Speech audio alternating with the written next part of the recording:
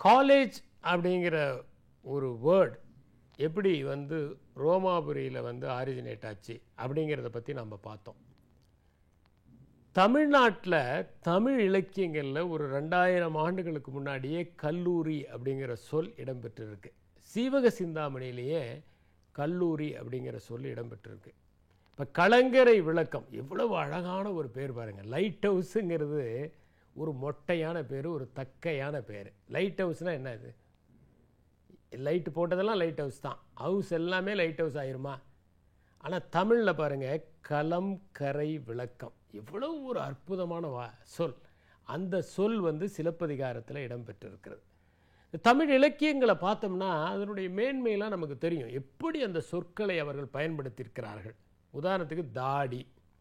தாடிங்கிறது தமிழ் சொல் அல்ல, அது வந்து ஒரு உருதுச்சல். ஆனால் தமிழில் வந்து தாடிக்கு வந்து அனல் அப்படிங்கிற ஒரு சொல் இருக்குது. இந்த மாதிரி கல்லூரி என்கிற சொல் வந்து சீவக சிந்தாமணியிலேயே இடம்பெற்றிருக்கிறது. அதற்கு காரணம் என்னென்னா, சீவக சிந்தாமணி, சிலப்பதிகாரம், மணிமேகலை இதெல்லாம் என்னன்னாக்க சமண பௌத்த சமயங்களை சார்ந்த காவியங்கள்.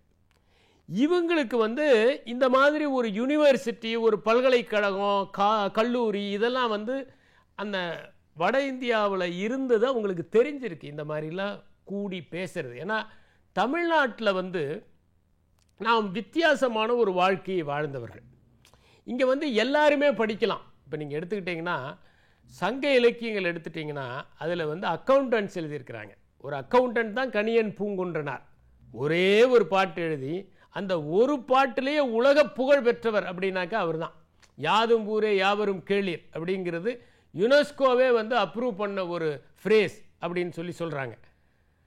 அதில் பார்த்தீங்கன்னா எல்லா விதமானவங்களும் எழுதியிருக்கிறாங்க. எல்லா விதமான பிரிவை சார்ந்தவங்க, எல்லா விதமான தொழிலை செய்பவர்களும் எழுதியிருக்கிறார்கள். அரசர்களும் எழுதியிருக்கிறாங்க.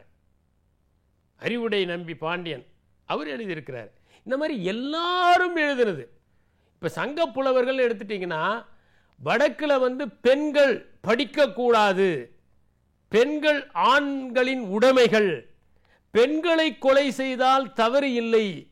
சீனத்தில் கூட பார்த்தீங்கன்னா ஒரு பெண் வந்து ஆணுடைய உடைமை. ஒரு உதாரணத்துக்கு எடுத்துட்டிங்கன்னா ஒரு கணவன் தன்னுடைய மனைவியை கொலை செய்தால் அது குற்றமாக கருதப்படாது, தன்னுடைய அடிமையை கொலை செய்தால் குற்றமாக கருதப்படாது. அதனால தான் ஏங்கல்ஸ் வந்து குடும்பம், தனிச்சொத்து, அரசு ஆகியவற்றின் தோற்றம் அப்படிங்கிற ஒரு புத்தகம், அந்த புத்தகம் வந்து ஏன்ஷியன்ட் சொசைட்டின்னு மார்கன் எழுதியத அடிப்படையில் எழுதப்பட்ட புத்தகம். அதில் சொல்கிறாரு, ஒரு முதலாளியிடம் அடிமையாக இருப்பவனும் அடிமைத்தனம் செய்வதற்கு ஒரு உயிர் உண்டு, அதுதான் அவனுடைய மனைவி அப்படின்னு சொல்கிறார்.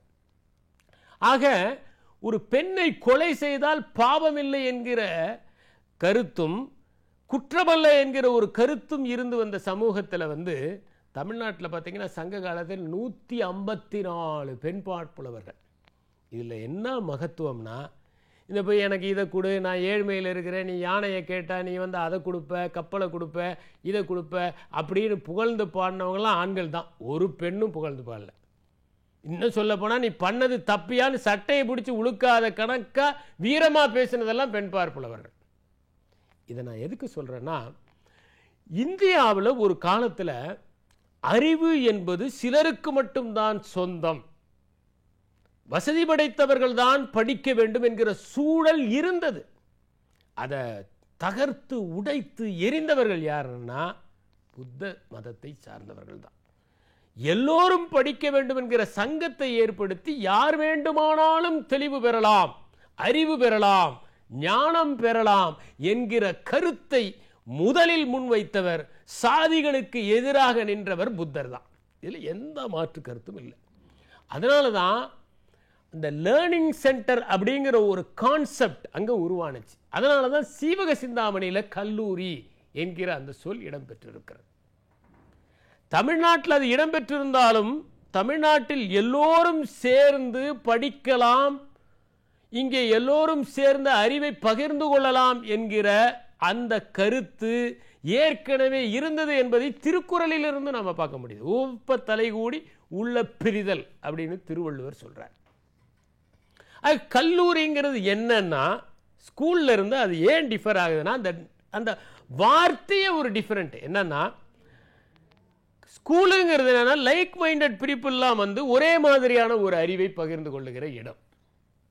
ஆனால் கல்லூரிங்கிறது என்னன்னா பல்வேறு விதமான மக்கள் வந்து பல்வேறு விதமான அறிவை பகிர்ந்து கொள்ளுகிற இடம்.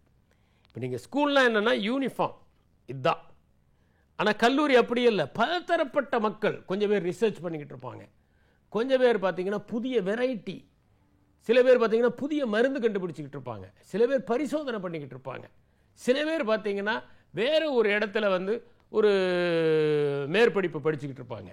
இன்னும் சில பேர் என்னன்னு பார்த்தீங்கன்னா ஒரு புதிய கான்செப்டை உருவாக்குறதுக்காக முயற்சி செஞ்சுட்டு இருப்பாங்க. சில பேர் சயின்ஸு, சில பேர் ஆர்ட்ஸு, சில பேர் ஹியூமனிட்டிஸ். இது மாதிரி பல்வேறு விதமான படிப்புகள் அங்கே வந்து சங்கமமாகிற இடம் அதுதான் கல்லூரி. முதல்ல ஸ்கூல் லைஃபுக்கும் காலேஜ் லைஃபுக்குமான அந்த டிஃப்ரென்ஸ் எப்போ வரும்னா, ஒரு காலேஜுக்குள்ளே நுழைஞ்ச உடனே அந்த பிரம்மாண்டமான ஒரு கேம்பஸ். நாங்கள் வந்து அக்ரிகல்ச்சர் காலேஜுக்குள்ளே நுழையிறோம்.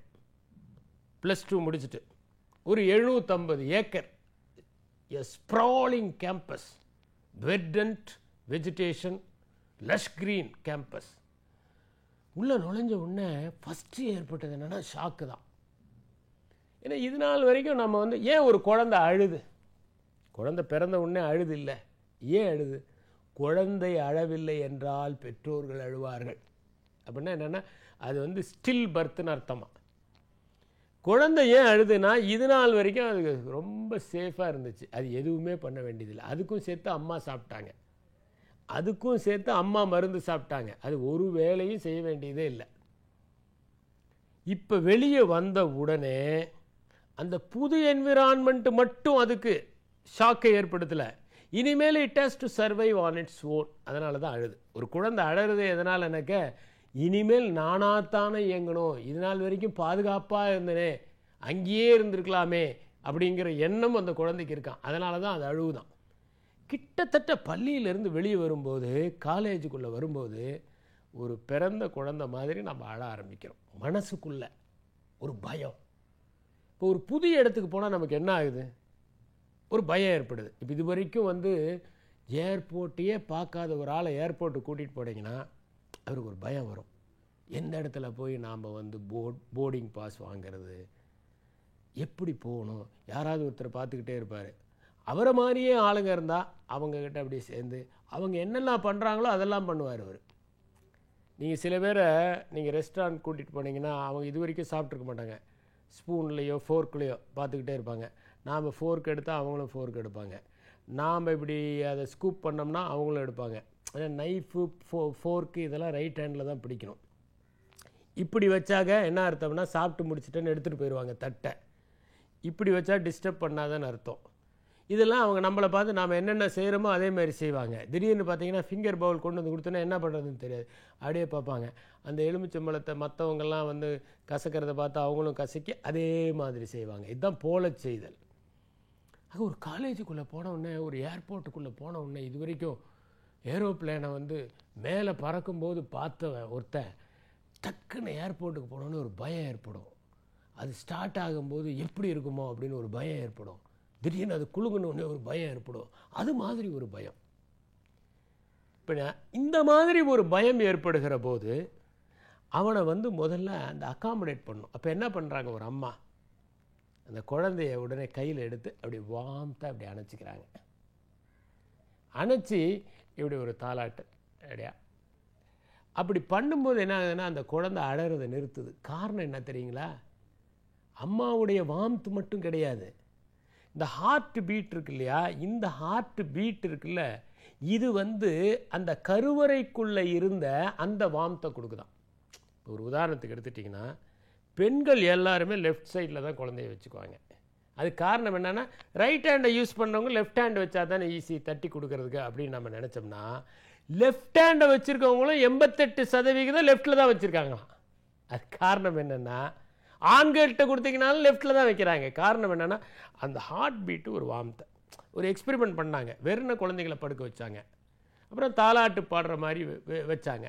இன்னொரு பக்கம் வந்து இதே மாதிரி அந்த தாயினுடைய கருவறையில் அது என்ன ஹார்ட் பீட்டை ஃபீல் பண்ணுதோ அதே மாதிரி ஹார்ட் பீட்டை வந்து ப்ரொடியூஸ் பண்ணக்கூடியது. இது மூணையும் வச்சா ஃபஸ்ட்டு எந்த குழந்தை தூங்குனுச்சுன்னா இந்த தாலாட்டு பாடின குழந்தை இல்லை. இத்தனைக்கும் நல்ல தாலாட்டு. நம்ம அம்மாக்கள் பாடுற சில தாலாட்டுலாம் கேட்டிங்கன்னா நீங்கள் சிரிக்கிற குழந்தை கூட அழ ஆரம்பிச்சிடும்.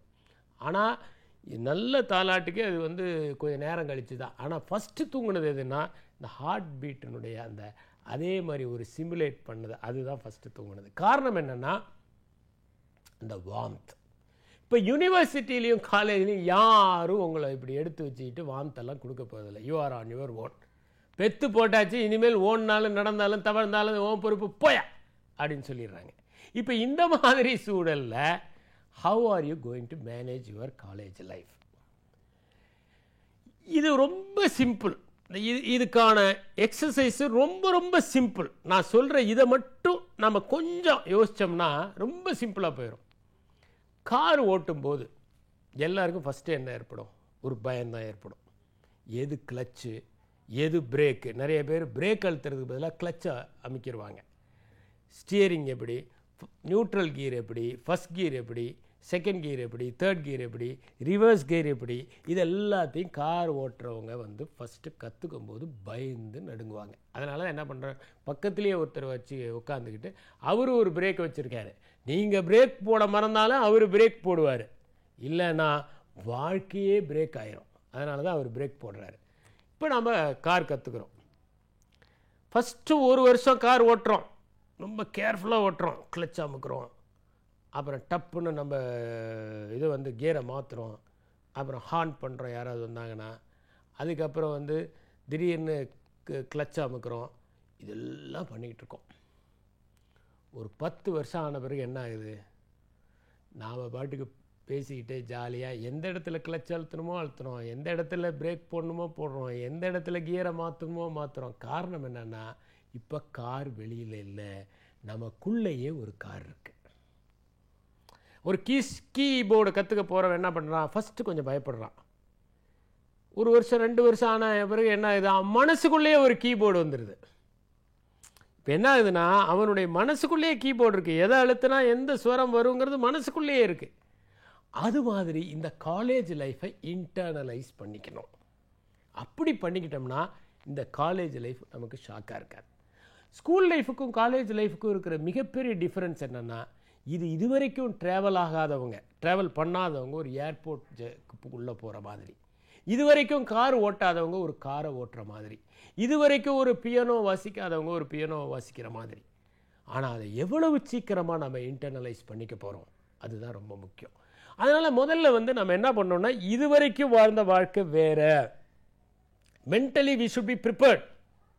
யாரெல்லாம் வந்து இது நம்முடைய ஸ்கூல் லைஃபினுடைய எக்ஸ்டென்ஷன் தான் அப்படின்னு நினச்சிட்டு வராங்களோ, they are going to be failures, they will have disappointments, they will fail debacles in their life. காரணம் என்னென்னா, ஸ்கூலுங்கிறது என்னென்னா ஒரு மாதிரி ஒரு ஹேண்ட் ஹோல்டிங் கொடுக்கக்கூடிய ஒன்று. என்னை பொறுத்த வரைக்கும் நம்ம இந்திய பள்ளிகளில், அதுவும் குறிப்பாக தமிழ்நாடு பள்ளிகளில் இவ்வளவு தூரம் கையை பிடிச்சிக்கிட்டு நடக்க வேண்டிய அவசியம் இல்லை. ஒன்று ஆசிரியர்கள் கையை பிடிக்கிறாங்க. காரணம் என்னென்னா, ஆசிரியர்கள் கையை பிடிக்கிறதுக்கான மெயின் ரீசனே இல்லைன்னா பெற்றோர்கள் விட மாட்டாங்க. இப்போ ஸ்கூலுங்களுக்குள்ள காம்படிஷன், யார் கையை இறுக்கி, இப்போ ஒன்றுமே இல்லை, இந்த ஸ்கூலில் சேர்த்துனீங்கன்னா எப்படியாவது மெடிக்கல் உங்கள் பையன் சேர்ந்துருவான்னா எல்லாத்தையும் வித்தாவது அந்த ஸ்கூலில் சேர்த்துறதுக்கு பெற்றோர்கள் தயார், இன்க்ளூடிங் தன்மானம். இந்த மாதிரி ஒரு நிலைமை. இந்த மாதிரி ஒரு சூழலில் இந்த ஹேண்ட் ஹோல்டிங் எக்ஸசைஸ் இருக்குது பாருங்கள், அது எப்படி ஆகுதுன்னா ரொம்ப ரொம்ப அதிகமாக ரொம்ப ரொம்ப தேவையில்லாமல் நடந்துக்கிட்டு இருக்கு. ஆனால் இதை மாற்றுறதுக்கு நான் என்ன சொல்கிறேன், கொஞ்சம் கொஞ்சமாக பசங்களை நம்ம வீண் பண்ணி விடணும். நம்ம இந்த கோழிகளை பார்ப்போம். இப்போல்லாம் யாரும் நாட்டுக்கோழியவே பார்த்ததில்லை. நம்ம மக்களுக்கு தெரிஞ்சதெல்லாம் பிராய்லர் கோழி தான். இந்த பிராய்லர் கோழியை வெளியே விட்டிங்கன்னா அந்த பிராய்லர் கோழிக்கு ஓடவே தெரியாது. இந்த பிராய்லர் கோழியை நிறையா சாப்பிட்டு என்ன பண்ணுறாங்கன்னா மக்கள், அவங்களும் பிராய்லர் கோழி மாதிரியே ஆயிடுறாங்க. வெளியே அப்படியே மந்தா மஸ்கானா இருக்கிறது. நாட்டுக்கோழி பார்த்திங்கன்னா என்னாகும், அது வந்து அடகாக்கும். குஞ்சுகள்லாம் வந்தவுடனே கொஞ்ச நாள் அப்படியே அரவணைச்சு போகும். தன்னுடைய ரெக்கைக்குள்ளேயே வச்சு அந்த குஞ்சுகளை அப்படியே வச்சு கூட்டிகிட்டு போகும். அதனால தான்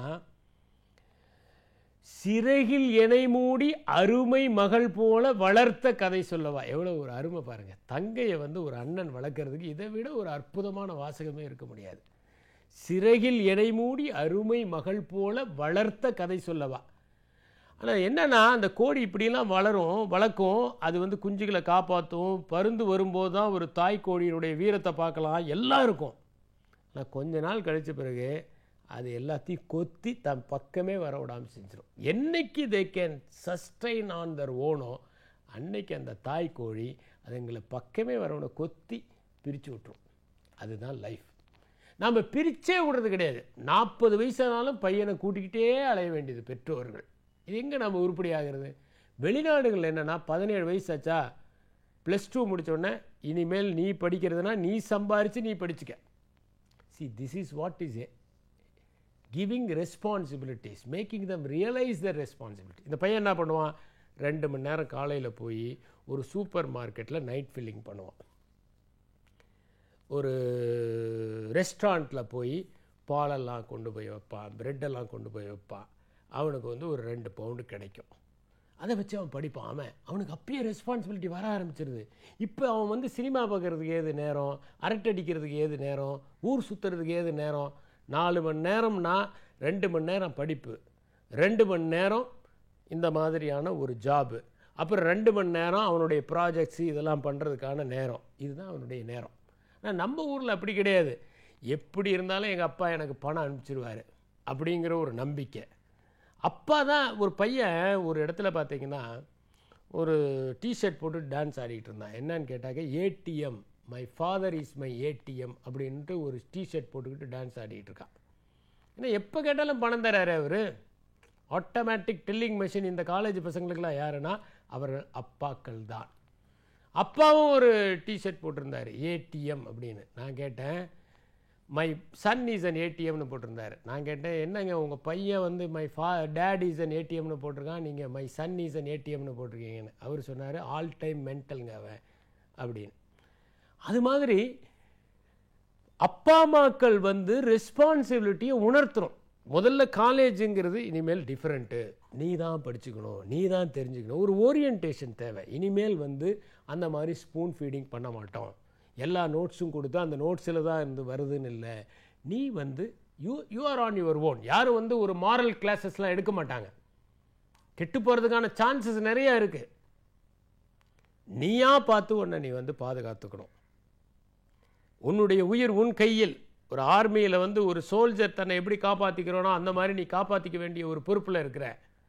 நிறைய டிஸ்ட்ராக்ஷன்ஸ் இருக்கும். ஸ்கூலில் டிஸ்ட்ராக்ஷன் இருக்காது. யார் வெளியே போனாலும் பிரின்சிபால் பார்த்துருவார், ஹெட்மாஸ்டர் பார்த்துருவார்.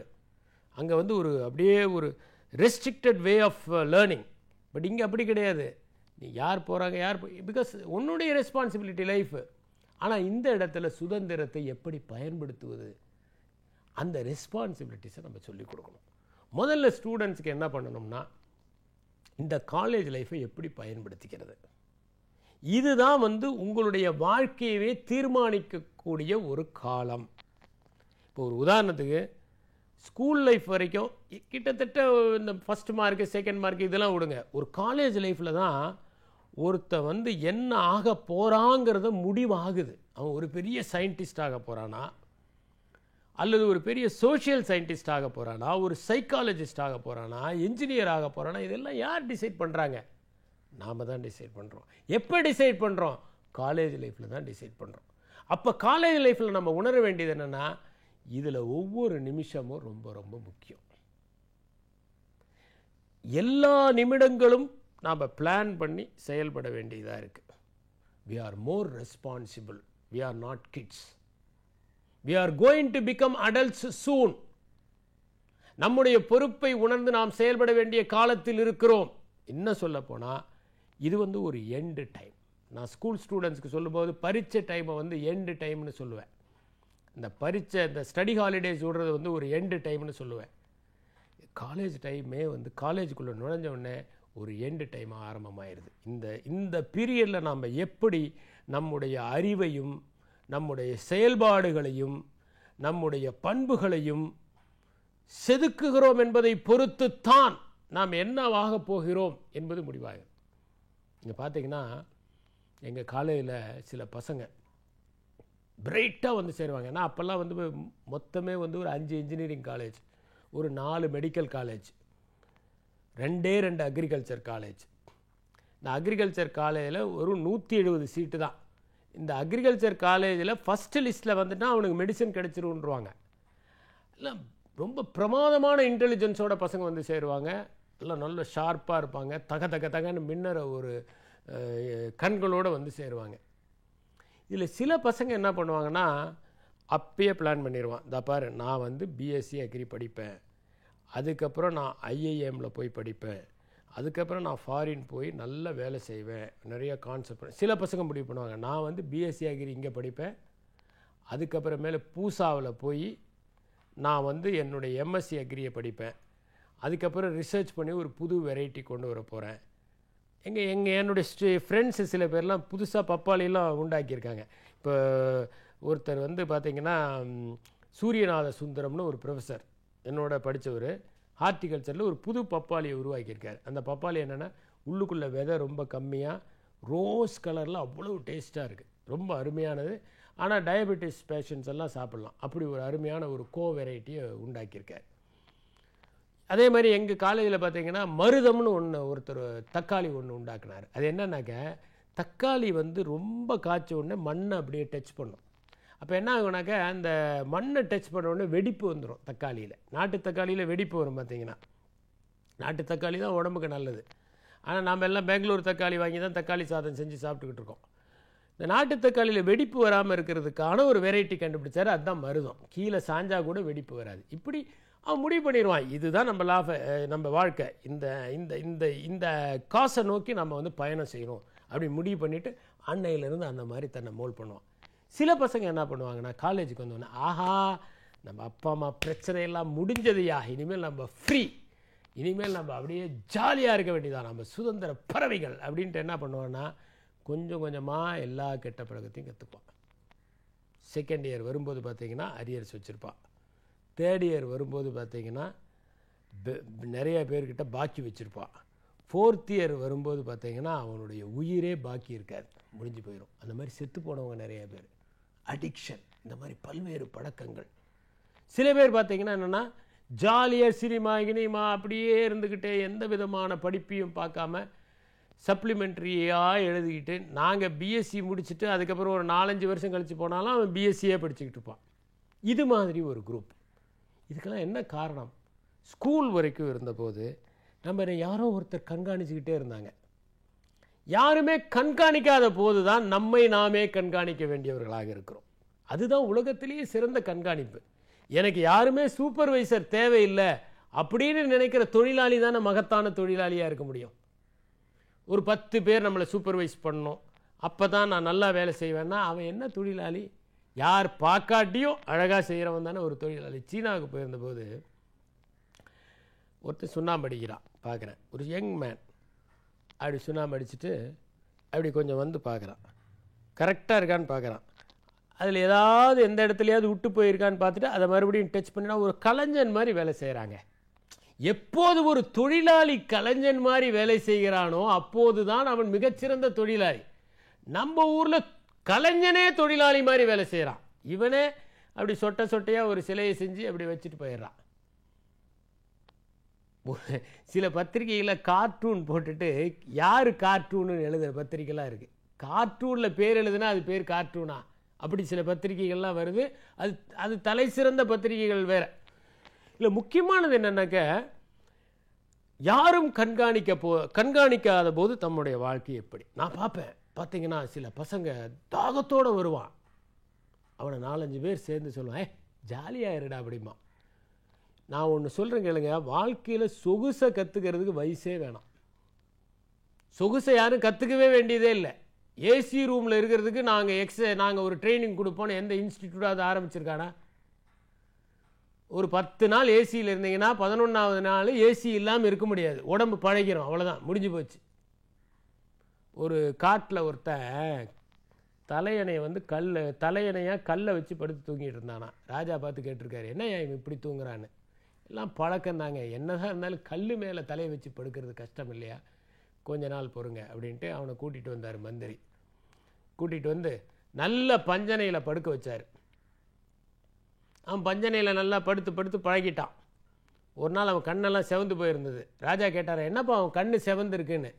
ஒன்றும் இல்லை, என் பெட்ஷீட்டுக்கு அடியில் ஒரு கோழி இறகு கடந்தது, அது உறுத்துனதுனால நான் தூங்கலை அப்படின்னா. எப்படி பாருங்கள், கல் மேலே தலை வச்சு படுத்துக்கிட்டு இருந்தவன் நல்லா, இவன் வந்து ஒரு கோழி இறகு அந்த பஞ்சனையில் உறுத்துனதுனால தூக்க முடியலையாம். அந்த மாதிரி சொகுசை யாரும் கற்றே தர வேணாம், தானாக கற்றுக்கலாம். ஆனால் கஷ்டங்களை தான் நம்ம கற்றுக்க வேண்டியதாக இருக்குது. கஷ்டங்களை தான் கற்றுக்கிறதுக்கு தான் வாழ்க்கை. அதனால் சொகுசாக இருக்கிறது அப்படிங்கிறது இல்லை. அதனால் என்ன பண்ணுவோம், சில பேர் வாயா ஜாலியாக இருக்கலாம், வா சினிமா பார்க்கலாம், வா இவ்வளோ நாளாக வா சைக்கிள் எடுத்துகிட்டு எல்லாம் சினிமாவுக்கு போகலாம், பசங்க செகண்ட் ஷோக்கு சினிமாவுக்கு போவானுங்க. அப்புறம் ஒருத்தன் சொல்லுவான், இந்த பாருங்க ஒரே முறை ஊதிப்பாரியா அப்படிமா. இவனும் ஊதுவான். ஒரு முறை ஊதுனவன் என்னைக்கு நிறுத்தியிருக்கான், நிறுத்தினதே கிடையாது. அதுக்கப்புறமேல் பார்த்தீங்கன்னா அப்படியே பல இந்த பையன் இன்னசென்ட்டாக கள்ளம் இல்லாமல் வரான் பாருங்க.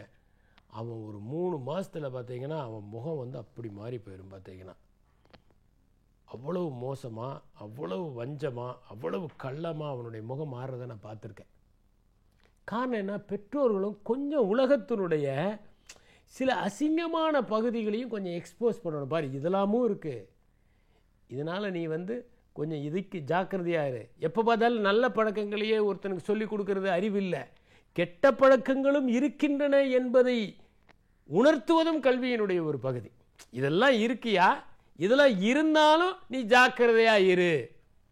இந்த புறநானூரில் 194வது பாடலில் வரும் மாதிரி, இன்னாததுதான் இவ்வுலகம் இனியவை காண்க அப்படிங்கிற மாதிரி இதெல்லாம் இருக்குது, இந்த அசிங்கங்கள்லாம் இருக்குது, இந்த கெட்ட பழக்கங்கள்லாம் இருக்குது. இதெல்லாம் மீறி நம்ம நல்லவங்களாக இருக்கணும். ஏன்னா நான்லாம் அப்படி தான் எக்ஸ்போஸ் ஆனேன். ஏன்னா என் வீட்டுக்கு முன்னாடி பார்த்தீங்கன்னா 5 பேர் மாட்டு வண்டி ஓட்டுறவங்க, எப்போ பார்த்தாலும் குடிச்சிட்டு வந்து சத்தம் போட்டுக்கிட்டு இருப்பாங்க. அப்புறம் நான் நிறைய பேரை பார்த்துருக்கேன், நிறைய பேர் சிகரெட் அடிக்கிறது, அது பண்ணுறது இது பண்ணுறது இதெல்லாம் பார்த்துருக்கேன்.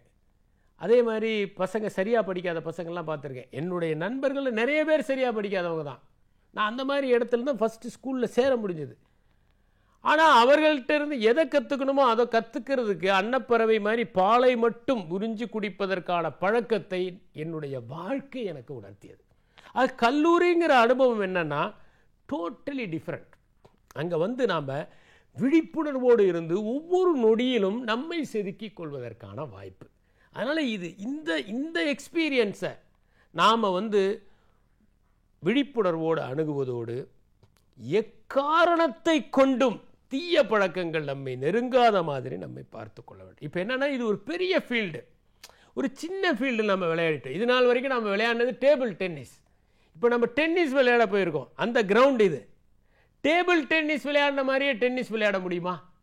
ஏன்னா அங்கே கிரவுண்டு வேறு, அங்கே சேலஞ்சஸ் வேறு. அதுக்கேற்ற மாதிரி நம்மளுடைய மைண்டை ப்ரிப்பேர் பண்ணிக்கணும்.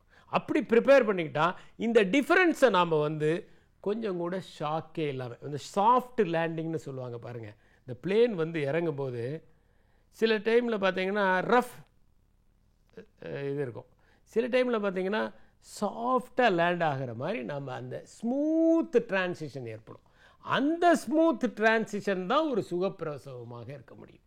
அதற்கு நம்மை மனரீதியாக நாம் தயார்படுத்தி கொண்டால் இந்த கல்லூரி வாழ்க்கை என்பது பள்ளி வாழ்க்கையை விட இனிமையானது, சுதந்திரம் நிறைந்தது, நாமவே தேடுவதற்கு நம்மை தயார்படுத்தி கொள்வது, நமக்கு அதிக அதிகாரங்களை தருகிற ஒரு பருவம், நம்மை மேன்மைப்படுத்துகிற ஒரு பருவம், நம்மை மெருகேற்றுகிற பருவம் என்பவற்றை உணர்ந்து இந்த கல்லூரி பருவத்தை நாம் நுகர்வதற்கும் இதை அணுகுவதற்கும் பழகிக்கொள்வோம். அதுதான் நம்முடைய வாழ்க்கையில் மிகப்பெரிய திருப்பத்தை உறுதியாக ஏற்படுத்தும்.